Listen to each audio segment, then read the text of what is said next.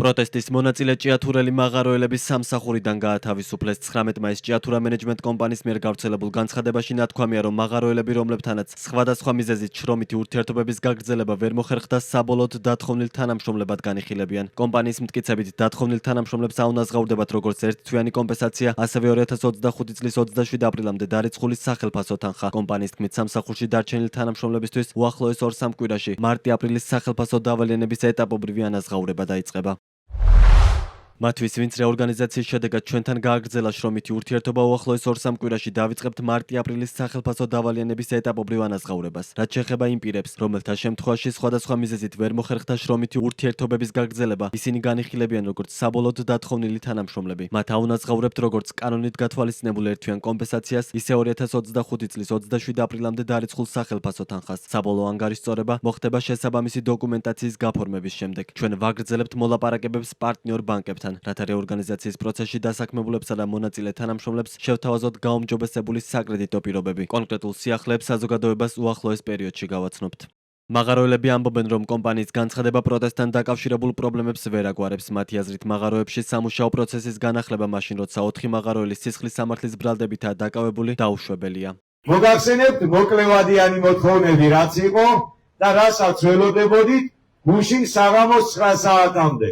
ეს გახდათ ბიჭების გათავისუფლების საკითხი და ყველას ჩვენმა იურისტმა, მათ შორის მათ იურისტსაც დეტალურად აუხსნა, რა როგორ უნდა გაკეთებულიყო კანონის ფარგლებში, რომ ბიჭები გამოსულიყვნენ პირობითით და საჯარიმით რა საპროცესო შეთანხმებით.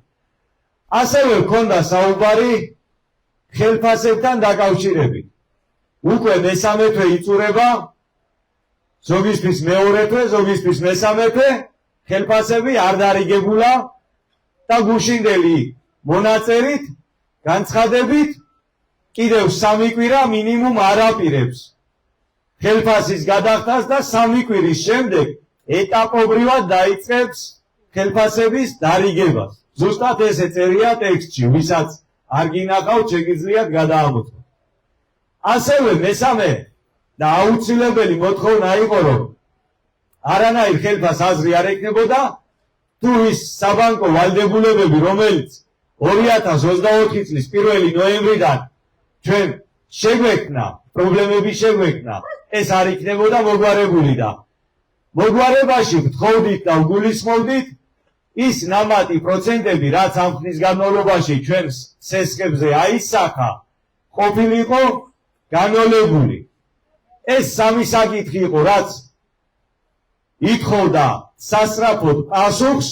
23 აპრილს ჭიათურა მენეჯმენტ კომპანიამ ჭიათურაში წარმოების განახლების მიზნით რეორგანიზაცია დაიწყო და თქვა, რომ თანამშრომლებს შიდა კონკურსის საფუძველზე 3 ეტაპად აიყვანდა. 24 აპრილს მაღაროელებმა გაასაჯაროეს კომპანიისგან მიღებული განცხადების ფორმები და თანამშრომლებს მოუწოდეს ხელი არ მოეწერა გათავისუფლების წერილისთვის, რომელსაც მათ კომპანია სთავაზობდა. მათი შეფასებით კომპანია მასობრივი დათხოვნის პროცესს უკანონოდ ატარებდა და ამის გადასაფარად დასაქმებულებს თხოვდნენ თავად მოეთხოვათ გათავისუფლება. ჭიათურელების პროტესტი, რომელიც 28 თებერვალს დაიწყო ჯორჯიან მანგანეზის მიერ მაღაროებში, სამუშაოების შეჩერებას უკავშირდება. მაღაროელები ფინანსური მდგომარეობის გაუმჯობესებას, ჭიათურიდან ჯორჯიან მანგანესის გასვლას, საწარმოების ნაციონალიზაციას და ჭიათურის მოსახლეობისთვის ფონდის შექმნას ითხოვენ.